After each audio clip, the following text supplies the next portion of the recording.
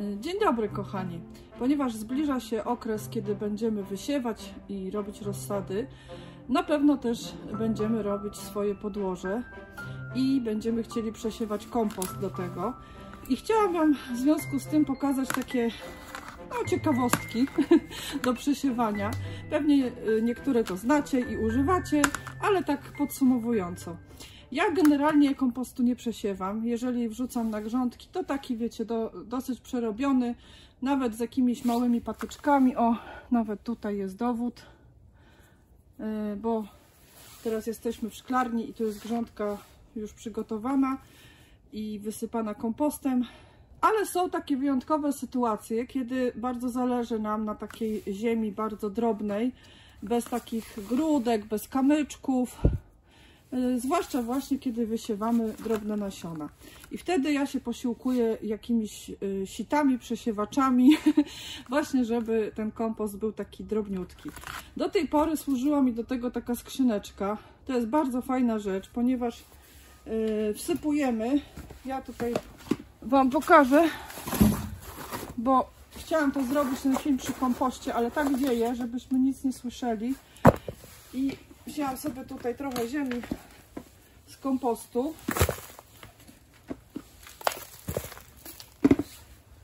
O, jakiś tutaj jeszcze listek.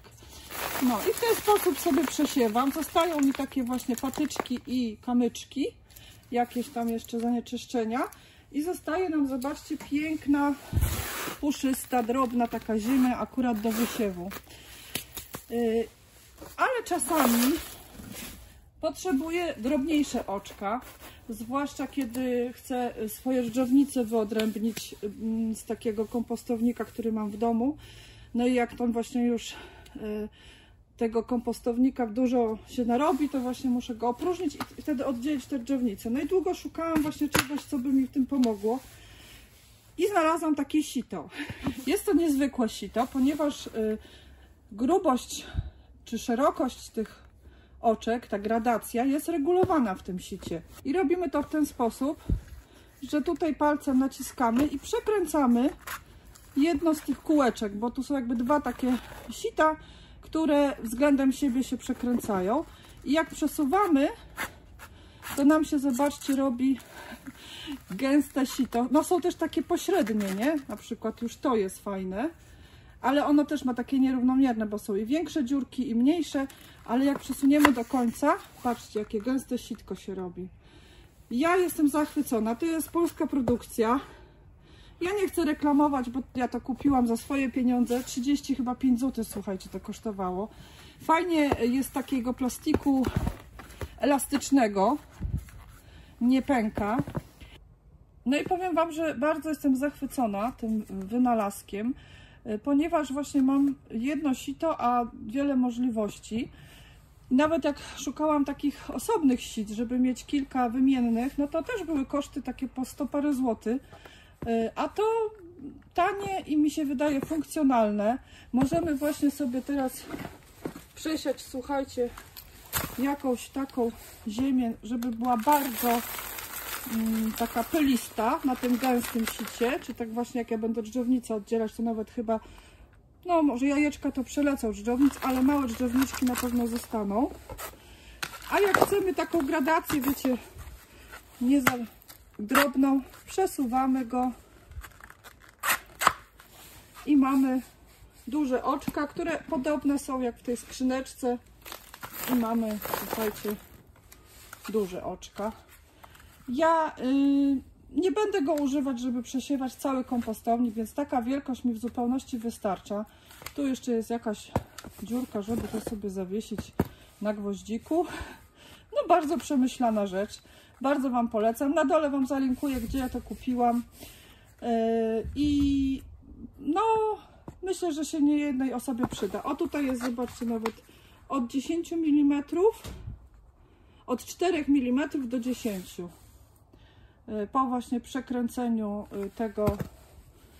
tych dwóch sit względem siebie. No, mam nadzieję, że to wytłumaczyłam zrozumiale.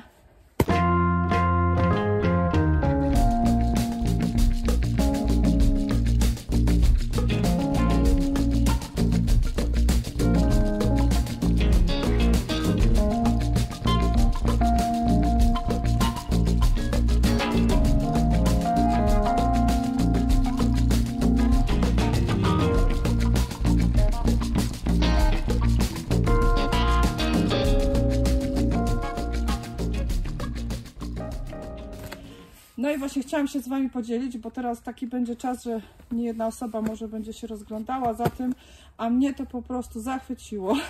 Rozwiązało to wiele moich problemów, bo też ja przesiewam, wiecie, na przykład ten kompostownik domowy w domu. To nie będę tam brała jakiegoś ogromnego sita. No można też zrobić sito do przesiewania, jakąś ramkę zbić drewnianą i naciągnąć siatkę.